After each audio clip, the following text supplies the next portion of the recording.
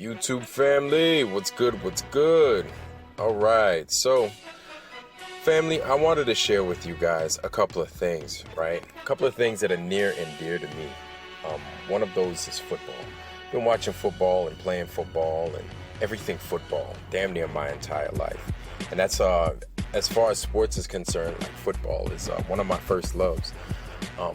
My brothers introduced me to football, and they made me so damn good. Like, I ate, slept, and shat football. I loved football. And one of my favorite football teams is the New York Giants, right?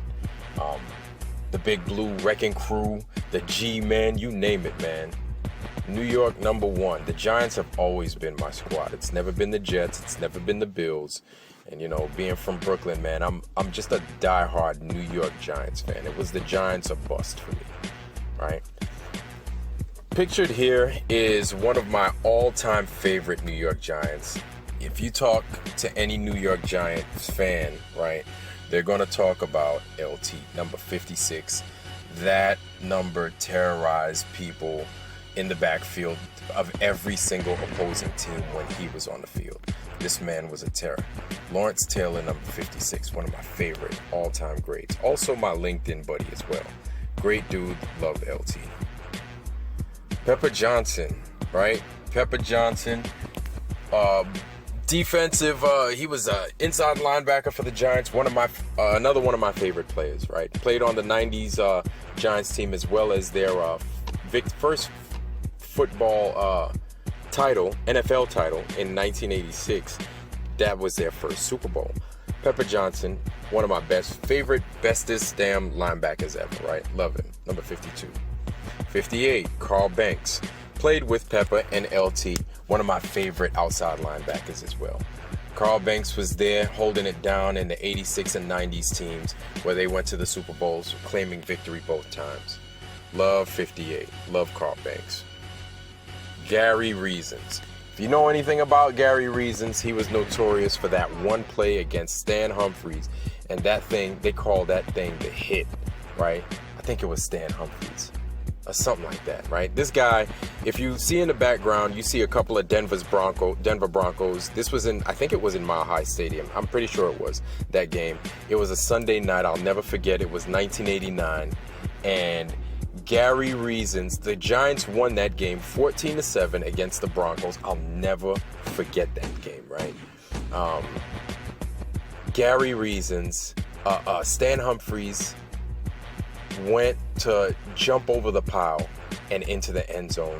Gary Reasons met him. I think it was fourth down, so it was a goal line stance. Gary Reasons jumped up in midair, collided head on with Stan Humphries in the backfield, and that play went on to be known as the hit. That play was just so phenomenal, and because of that, Gary Reasons burned his number and his play prowess into my mind forever. I'll never forget Gary Reasons. I love that dude. After that play, like, I could never get it. Every time I'd look on the field, man, looking at the Giants defense, I was looking for number 55. Love Gary Reasons for that play specifically right there too. Gary Reasons, right? He was also on the 1990s Super Bowl squad. Behind him is Leonard Marshall. Right there, Mark Collins, right? Giants defensive back number 25, one of the unsung heroes of their defensive backfield. Him, Raina Thompson, who was actually special teams. Mark Collins was one of my favorite cornerbacks. He was back there with Greg Jackson. This was a play later on in Giants history. That happened, I think, the year later in 1991. That game right there, Emmitt Smith ran for Lord knows how many yards, and he had a separated shoulder. That, where Greg Jackson was about to tackle him, he landed putting all his weight on Emmitt Smith's right arm, and then Emmitt Smith ended up separating his left shoulder. But Emmitt Smith was a trooper, and Emmitt Smith he galloped for yards that game. And the Cowboys ended up winning that game, and this was in the 1991 season, but they were hella good, man. They were good as hell. Emmitt Smith was a dangerous man, and that's one of his better plays, I believe. But that's Greg Jackson. Not to take away from his accomplishments, because he was a Giants great safety himself. Leonard Marshall. If you guys know anything about this man, you'll know that he was one of the greats on the defensive front that saved the Giants season. And he put an ass whooping on Joe Montana himself. That one play where they showed Joe Montana getting away from LT and thinking he's good and he escaped, man, big Leonard Marshall went down. They show him. Leonard Marshall tripped on his own feet, got back up, scampered across the field, and all 300 pounds of that man destroyed Joe Montana. It's unfortunate, but I was hoping that Joe Montana, something would happen to him so they wouldn't win that game. It ended up being the NFC Championship. And Leonard Marshall actually saved the day for the Giants. And thank you, Leonard. Thank you for making Giants history and helping us get to the Super Bowl in 1990. You're so very much appreciated. You really are. And there's this. All right, so this is from Hosea chapter 4, verse 6. I'm sure a lot of you guys have heard it. You guys have probably heard the shortened version, which is, my people are destroyed for a lack of knowledge. But the rest of the context here, it surrounds this, right? Because thou hast rejected knowledge, I will also reject thee, that thou shalt be no priest to me. Seeing thou hast forgotten the law of thy God, I will also forget thy children. So God is talking to Israel. He's talking to Hosea. He's talking to and through Hosea. And he doesn't appear happy. Old Testament God was like, he was not happy much. He was very annoyed with the Israelites messing up all the time. All right, well, Vladimir, man, you seem to be talking in circles again, man. What the hell are you talking about? Well, that's a good question, y'all. I want to share with you guys a couple more things. Let's go here. Right here is the New York Giants 1990 schedule. So I remember this game. Their first preseason game was against the Buffalo Bills, and they won 20-6. That game, Rodney Hampton, number 27, the Giants halfback, he touched the ball for the first time that season. And that first play that he touched the ball, he ran off for 86 yards into the end zone, touchdown. I'll never forget that game. And I think it was a Monday night game, if I'm not mistaken. I don't remember. Monday, August 13th, right? Monday night game, Giants versus the Bills, 20-6, right? They beat the Oilers, they beat the Jets, they beat the Browns. They went 4-0 in the preseason. They did pretty fucking good. Love the Giants. First game of the season against the Eagles, 27-20. Phil Simms had a good game, 2 touchdowns, 1 pick. LT had 3 sacks, I remember. Rodney Hampton had his first receiving touchdown for that game. I remember that. And I think Mark Ingram also had a touchdown also. And it was a good all-around game. It was September 9th. It was at night. It was a night game on ESPN. I remember recording that. Next game was against the Cowboys, right? And again, the Giants got all kinds of sacks. They got 3 picks that game against Troy Aikman. They held Emmitt Smith to like 30 yards rushing or 49 yards rushing on like 1,000,000 carries, right? Emmitt Smith, that was his rookie season, but Emmitt Smith was still a Pro Bowler. He still managed to scamper for 900 yards that season and become all pro, right? So he did well. Troy Aikman did well that season, and that was the beginning of the Cowboys starting to turn it around as a team, right? While they were building up their dynasty. Next game, Miami Dolphins, the Giants win 20-3. Again, another 3-pick game. They ended up beating the hell out of Dan Marino and them. And what's crazy is that the Giants did damage to the Dolphins' defense. But later on that year, the Dolphins ended up having one of the better defenses also in the NFL. They were actually considered like the number 1 defense, if I'm not mistaken, in 1994 time. In the NFL, like over the Giants, it was unreal. And this is not something normal for the Dolphins to have a number 1 defense. Anyway, moving right along, 31-17, this game.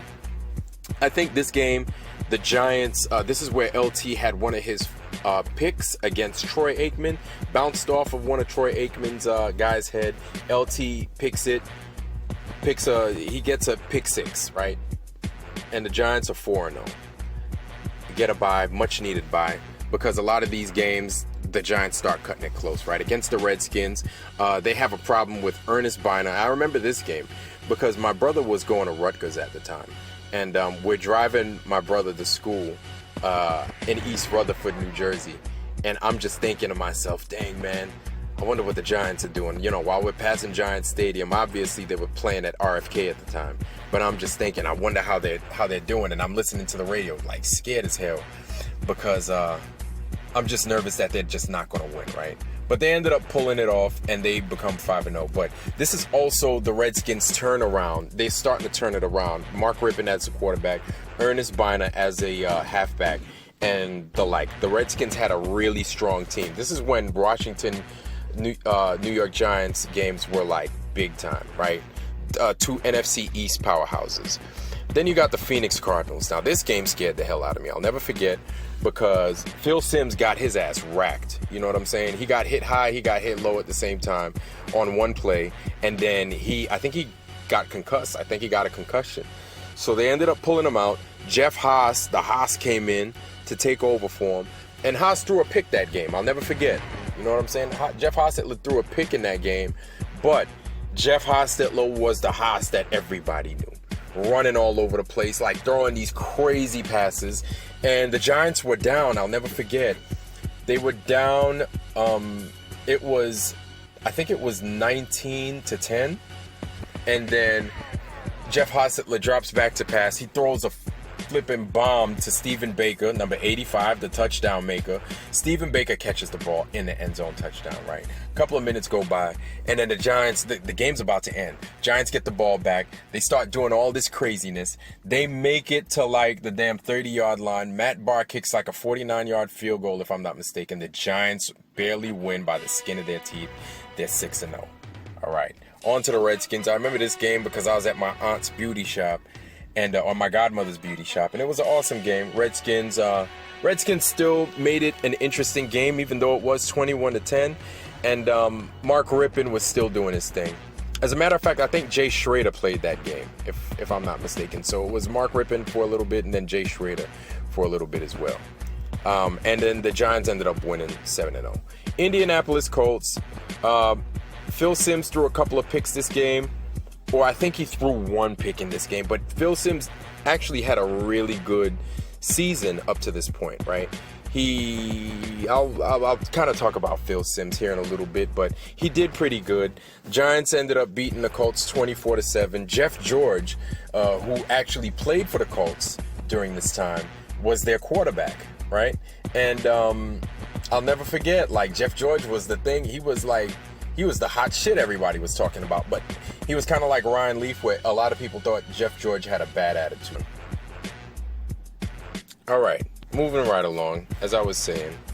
So, Indianapolis Colts, that's what happened with them. LA Rams, 31-7. I'll never forget this game, too. Jim Everett was a good quarterback for the Rams, I thought, right? This dude had an arm for days. And he had Henry Ellard and Willie Flipper Anderson, and this was before the greatest show on turf. You had the LA Rams, that they had that West Coast offense just running hot, boy. And they were a wild card team. They were just, you never knew what you were going to get with the Rams, but you knew you were going to get a lot of air action. And credit to Jim Everett, man. He was a pretty damn good quarterback that a lot of people don't talk about. You know what I'm saying? But he had his moment in the sun, and he had his time in the spotlight with the Rams, and he did his thing, but not against the Giants, not that season. But the year prior to that, they ended up beating the Giants like 38-10 or some craziness like that, beating the hell out of them. But they used to be a thorn in the side of the Giants, except for that season. And I remember Gary Reasons ended up getting like a pick or two in that game. Did really, really well. Giants are 9-0. Detroit Lions, Barry Sanders, this is his second season, I believe, right? For the Lions. And he was held to like 40 yards rushing, like hardly any yards. And this was the first game that O.J. Anderson, number 24, the Giants halfback, this was the first game that he ended up getting 100 yards. I think he ended up getting like 104 yards or something like that. He did pretty damn dope. Giants end up going 10-0. Go G-Men, right? Now, this is where it starts getting interesting. This is where it starts getting tough. So they're at Philly. I remember this game because Phil Simms, I think he threw like a pick or 2 picks. Either way, Phil Simms didn't have the best game, and the Giants ended up losing their first game of the season. They go, but you know what? It was a good run. The Giants went 10-0. They ended up losing that first game of the season. They went 10-1. But coincidentally enough, another team went 10-0 at the same time the Giants did. It was the San Francisco 49ers, right? And while they were on their 10-game winning streak, guess what happened the same week the Giants lost to the Eagles? The 49ers fucked around and played who? The LA Rams. And the LA Rams had been a thorn in the side of the 49ers for quite some time.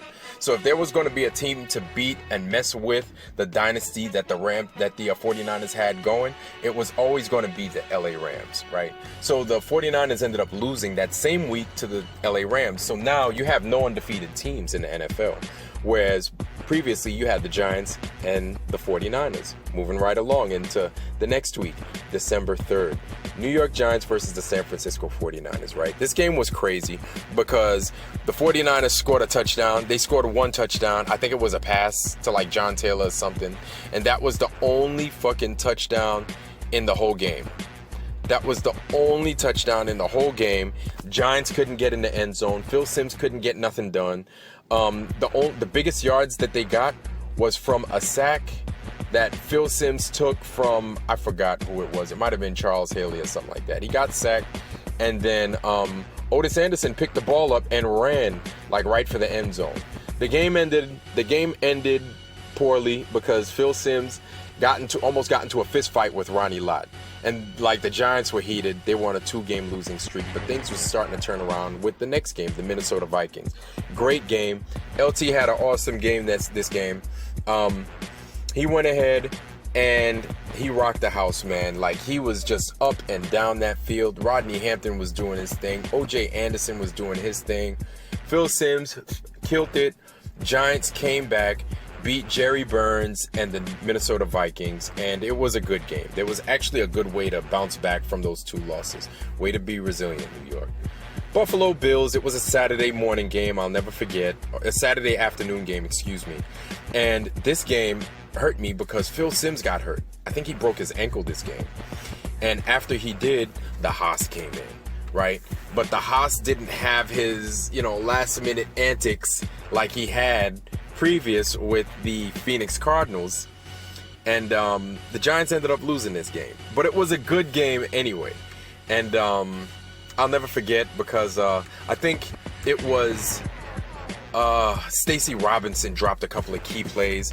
God rest his soul. Peace be upon him. Stacy Robinson. He was one of the Giants' wide receivers. I think his number was 81 back then.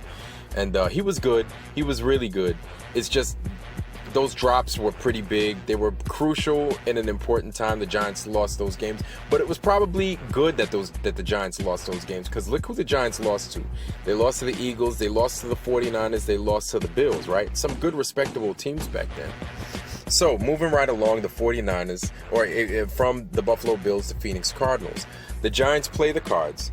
They barely squeaked by on this game, too. But they played against Johnny Johnson, Tim Rosenbaugh, both of which were good, right? Johnny Johnson was another one of those good running backs, unsung heroes. That season, he gave the Giants problems. 2 times that the Giants played the Phoenix Cardinals, 2 times freaking Johnny Johnson was just running all over them, right? And if it wasn't for that defense just playing smash mouth football, they would have had a hard time all season. But the Giants held it down. They ended up winning 24-21. Finally, at New England, I'll never forget this game because the Patriots went 1-15 that season. And I think their biggest target for that team was Irving Fryer. He was their wide receiver, Hall of Fame wide receiver, I believe, right? If not, a New England Hall of Fame wide receiver. Good guy, good receiver. He's a pastor now, apparently. And he was their lone touchdown. But the Giants almost lost that game. I remember And David Meggett got the only touchdown for the Giants that game also. Number 30, the Giants, quick-ass halfback, David Meggett. But it was a close game. It was too close to... It was just too close. It was closer than it needed to be, that game. And then the postseason comes. The Giants play first team was the Chicago Bears, right? So Giants having home field advantage. I think they did. Yeah, they had home field advantage. They played the Chicago Bears. They beat the Bears 31-3 that game. And it was phenomenal because, where are we?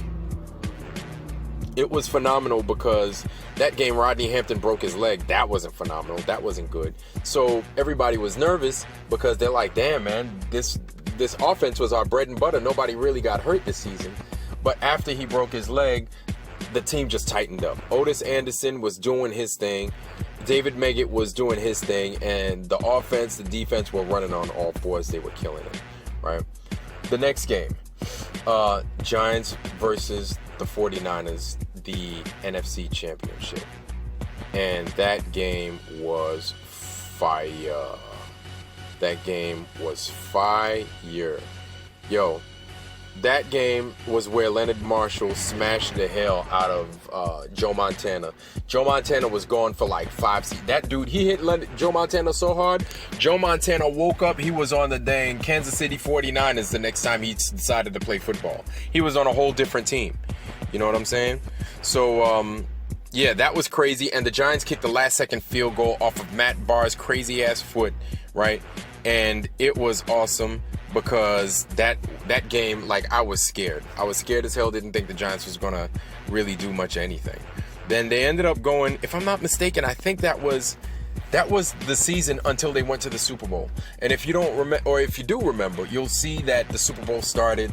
It was a crazy time in our American history, right? And it's good that the Giants got to share and celebrate that with us. It was a key moment because we were in the Gulf War, the first Gulf War, right? Desert Storm.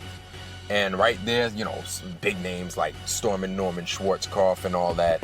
And, the Scud, you'd see the footage of the Scud missiles and the Patriot missiles colliding and all this craziness. They show it on CNN and the war correspondents and all that. And it was just wild, right? And it was a crazy time in our history. We were going to war. Like, this is like the first time we're like going to war. It didn't turn out the way a lot of people expected it to because it wasn't much of a war, but we called it a war. And a lot of people were scared going off to war, man, like boots on the ground. And we were about to commit. We were committed to fight for Kuwait, right? And that's what it was. And that's when Whitney Houston came out. She sang that powerful national anthem, that the way she does it, and she did it big, right? And when she sang it, she set the new standard. She was the standard, the platinum and gold standard for how a national anthem was to be sang. And since that time, like, nobody's come close. People are oftentimes ignored during a national anthem because of the way Whitney Houston just belted that one out. And she hit that thing so hard, it ain't never coming back. It ain't never coming back, right? Anyway, moving right along, that was the Giants season. Why am I talking so much about the Giants season, this, that, the third? Well, good question. And what does that have to do with Hosea 4:6? Good question, better question. Well, I'm tying all that up right now. I'm talking about the New York Giants this way because I'm here to illustrate to you guys that I love football, right? I absolutely love football. There's no team like the New York Giants to me, right? And I love basketball also. No team like the LA Lakers to me. I know, I'm from New York and I'm a Lakers fan. I'm also a Knicks fan, but I've always have been a diehard Lakers fan, especially the 80s Lakers. Damn, Mike Cooper, Magic Johnson, AC Green, dang, Byron Scott when he came on, all the Lakers, James Worthy, Kareem, all them, man. Like, I love my teams. When I'm in love with the team, I am just that. I am a diehard fan. So it goes without saying that I have been a diehard New York Giants fan since I was a little boy, since I was really young, right? And I'm saying that to say that just because I was a diehard New York Giants fan, does not mean that I'm continuing to watch football. As a matter of fact, I've given football a diet for the last, what, 6 years or so? Since the Colin Kaepernick incident. And I'm saying that because, and it's important to me because I was in the military, right? It doesn't mean that I'm not a patriot, or it doesn't mean that I'm against the government. No. But what Colin Kaepernick did was he stood up, or rather he knelt down for something that he believed in. He did it for police brutality, which to a lot of us is a big problem, right? It's definitely a problem in the black community, right? We're not saying that we're against the police doing their job and getting criminals, but not all black people are criminals. And not all, the same heat that they give black people, they don't give to anyone else, especially when a lot of those black folks do not commit the crimes. It's overwhelming how crazy it is when you see, not all police is like that, but enough of them are to where it's a problem, right? Chris Rock made a joke about how the police killed us, right? You can't mess with them. One of the things that kill black folks the most, not hypertension, NYPD. And it was a joke back then, but it's a joke. The only time you're going to joke about some shit like that is when it's true. Am I right or am I right? I'm right, right? Cool. So aside from that, he made that joke, but it was the truth, right? Black people always getting fucked with by the cops. And it's not because like I said, black people are criminals. That's just how this country has been since the ghetto. It's just how it is. And so with that, he knelt down to protest police brutality. That was his way of peacefully protesting. A lot of people got upset. He ruffled a lot of feathers. And me being in the military, I agreed with him. I was like, yo, I'm out here doing this craziness. Being in the military at the time, I'm out here doing the stuff that a lot of people don't want to do. But so people like Colin Kaepernick can protest, right? And if you agreed with him doing it or not doing it, well, you know what, damn it? That's what this motherfucking country's built off of, right? Protest, right? The Revolutionary War was a form of protest, was it not? Yes, I think it was, right? The Civil War was a war and a form of protest, if I'm not mistaken, right? If you want to go off of what history was saying, a lot of that was protest.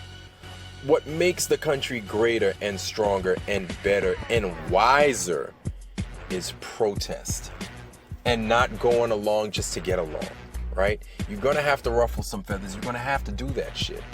Now, I know it seems like I'm talking in circles, but I'm talking on all these points just so we can have a clearer understanding as to why I think the way I think and how I feel us black folks and just us as human beings can just be better and how we can get better. It's unfortunate that I have to say this, but I really feel that a lot of our woes that are plaguing us in the black community have to do with a lack of discipline. And what does the football, the Hosea, the Giants schedule, the Giants that I showed have to do with a lack of discipline? Well, here it is. I love the New York Giants. They are my heart and soul. I love football, and anybody that knows me knows I'm a diehard New York Giants fan. However, I love being black, and I love my black people, and I respect my blackness, and I respect my life, and I respect the man next to me life. Just because I respect my black life and my brother's life doesn't mean I don't respect the white person's life, doesn't mean I don't respect the Chinese or Puerto Rican person's life, right? I love everybody, but because I'm black, it's different. It is definitely different because we are being treated different. And you can't argue that.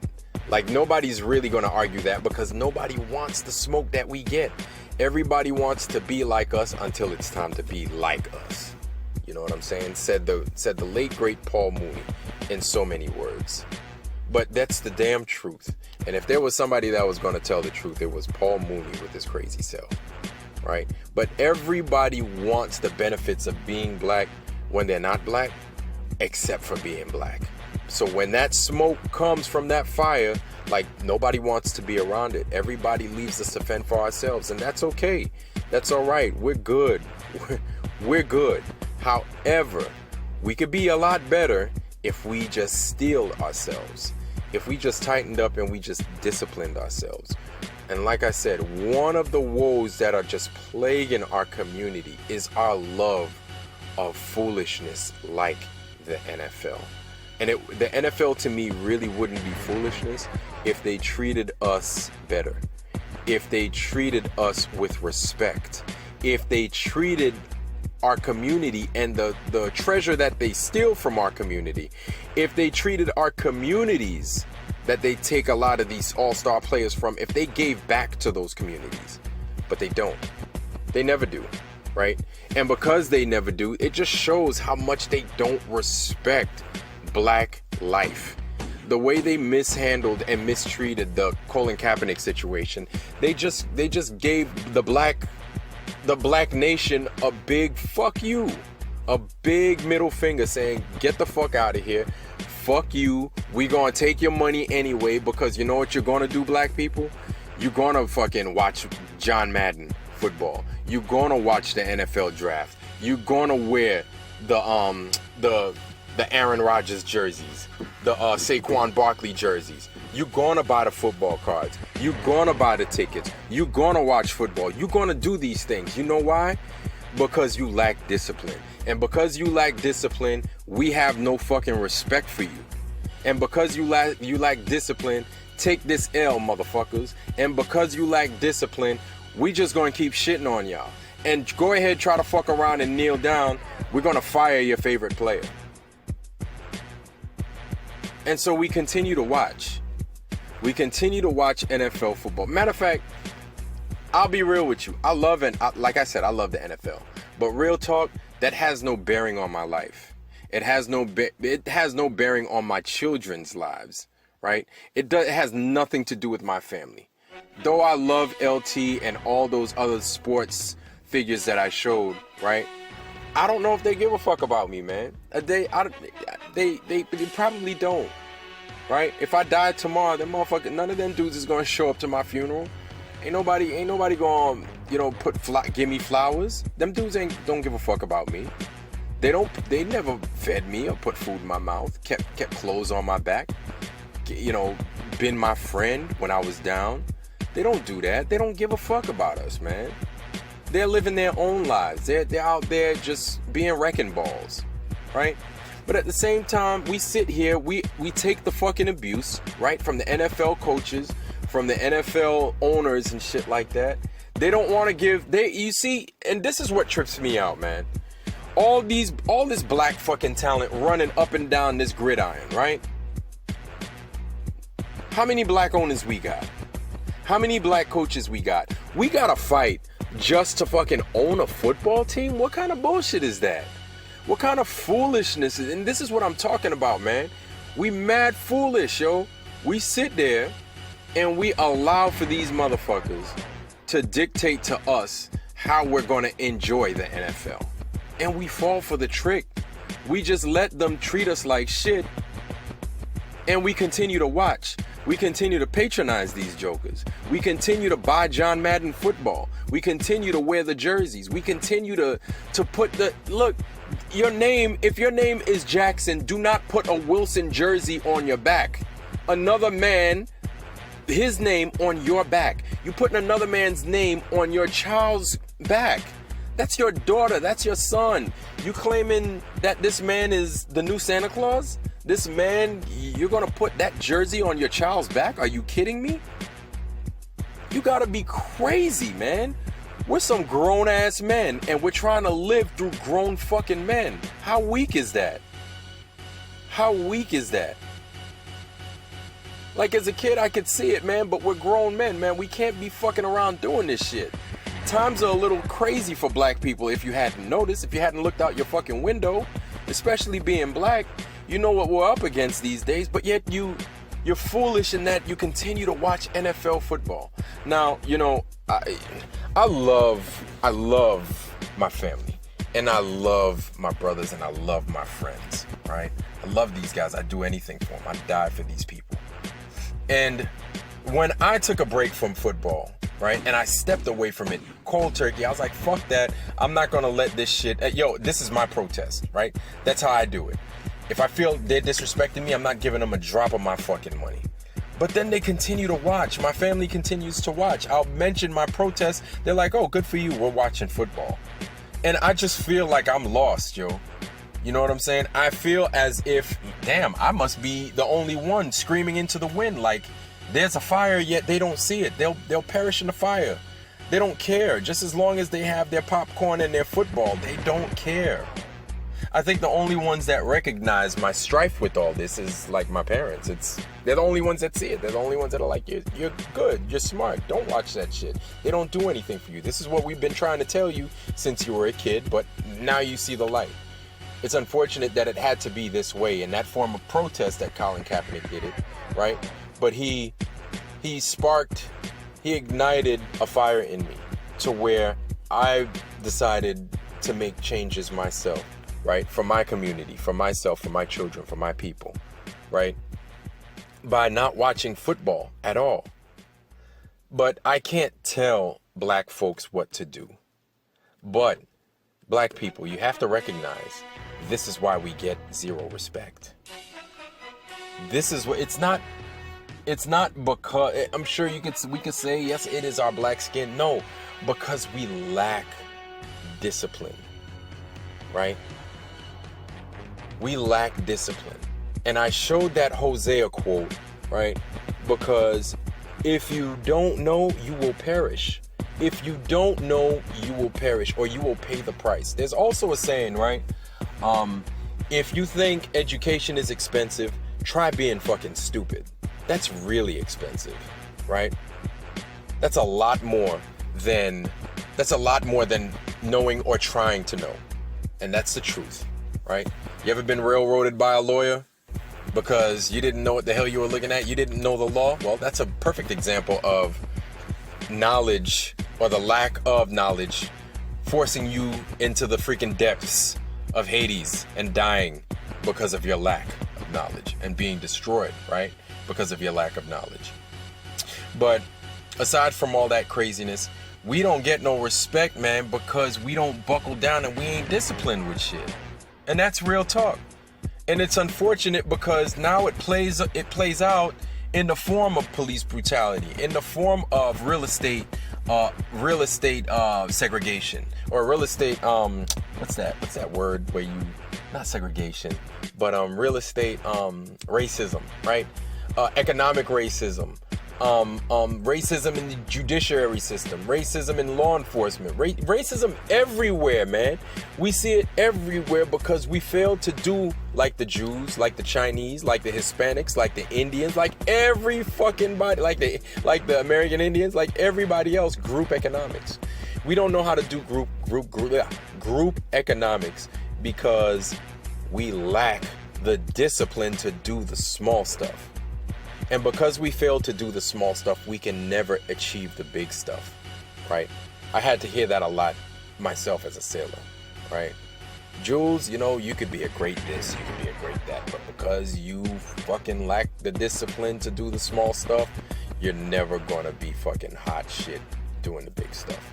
And I'd have to buckle down so I could do the small stuff perfectly so I could achieve doing the big stuff. And this is where we fail. We've got all the talent in the world. It's not because of a lack of talent, but it's because of a lack of discipline. And that lack of discipline will lead us all into the fiery pit of hell. YouTube, that's all I got. That was damn 40 minutes and counting. Y'all tell me what y'all think, man. I love y'all. Peace.